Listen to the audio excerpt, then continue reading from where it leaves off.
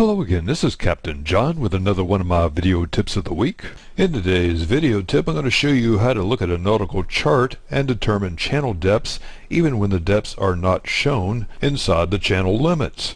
You can use this to ensure that you have enough water under your keel to avoid going aground and for safe entrance into a harbor or anchorage. Here we are cruising in Block Island in New England and we want to anchor for the night. On this large-scale chart of Block Island, we note two harbors of interest, Old Harbor to the southeast and Great Salt Pond to the northwest.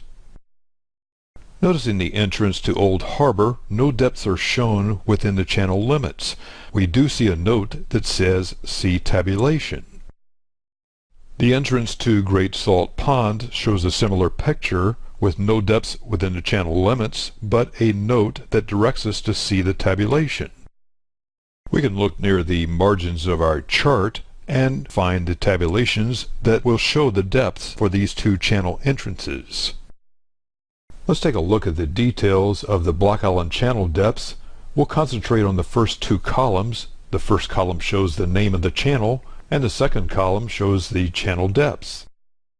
Channel depths for Old Harbor are given from the channel entrance to buoy number 7, and then from buoy number 7 to the end of the channel, and they include the anchorage basin. If you see a letter in front of a depth in the second column, look to the footnotes at the bottom of the tabulation for more detail.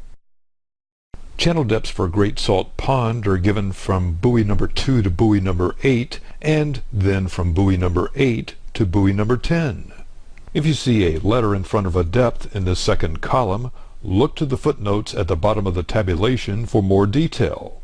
Use these easy sailing tips to keep in safe water, avoid grounding, and for safer sailing on the waters of the world. This is Captain John, and this has been another one of my video tips of the week. Find more sailing tips and techniques on www.skippertips.com.